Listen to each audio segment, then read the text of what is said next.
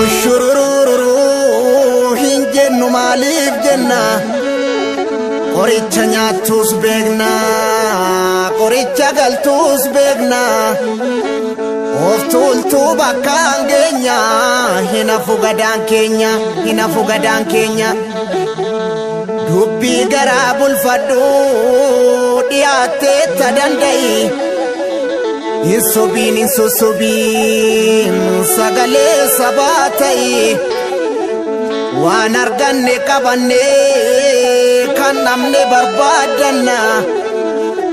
wabii waliif dhaabbanne duratti tarkaanfanna finfinneen faloo dhabdee nuti keessaa dhiibamne akka biyya abbaan qabne karaa deemaan saamamne araddaa tufaamuna qee doorii doddoto qee jamoo dabalee qee abeebee tufaa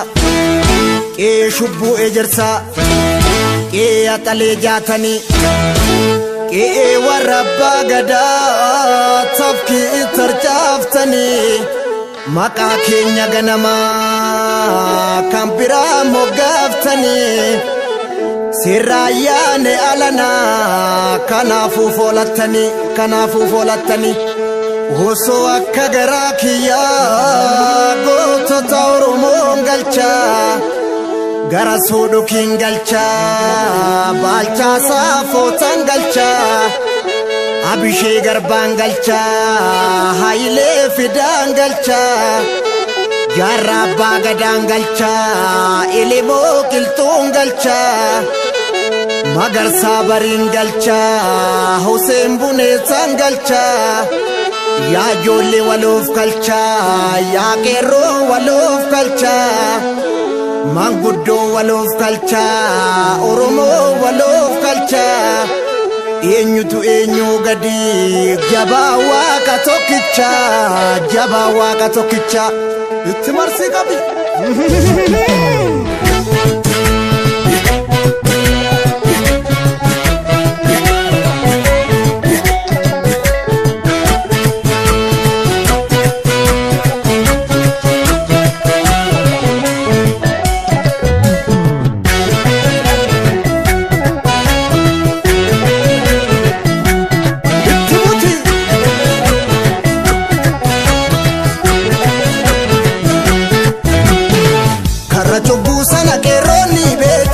malanka bidafi mariadu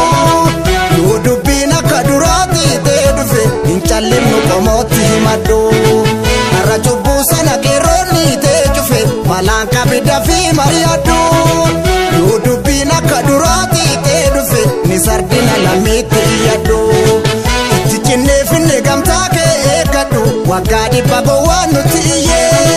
dina nasinde hinchisi mbekadu kabi adawe nyachisi biye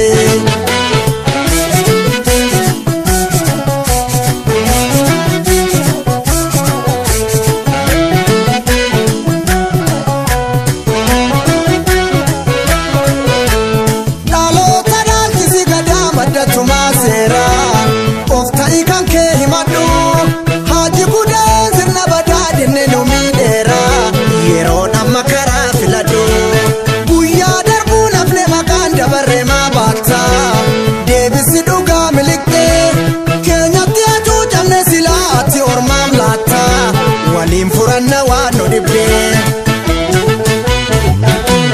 Abubakar Musa mucha qabso keenya karanu qabsiise jaalala waliif kuusa galma malangeenya gara yoom nu ciise akka leenjisoo dhiigaa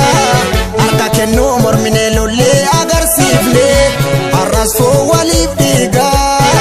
diina ulaa dhorkine gamtaa wal barsiifne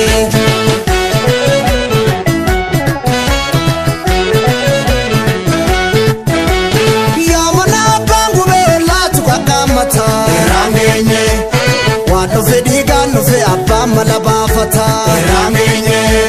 disu tuttuqa kanani mona abdun tole ramenye siduma temila na qomonko walii galee Rangeenye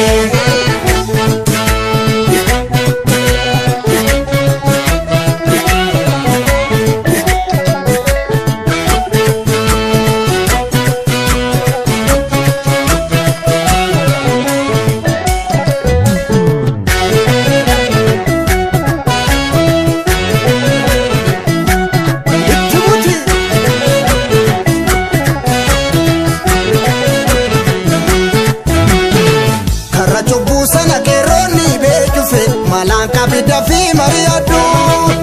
Udubina kadurati te dufe Inchalinu komoti himadu Arachubu sana kironi te jufe Malanka bidafi mariadu Udubina kadurati te dufe Nisardina lamiti yadu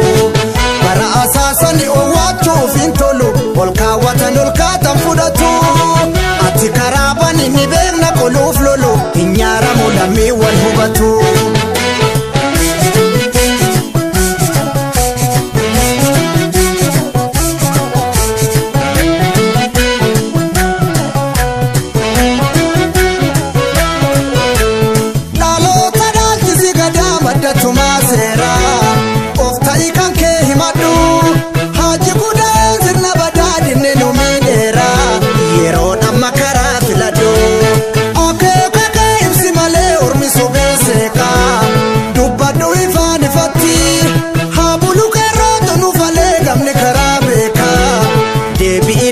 Sabati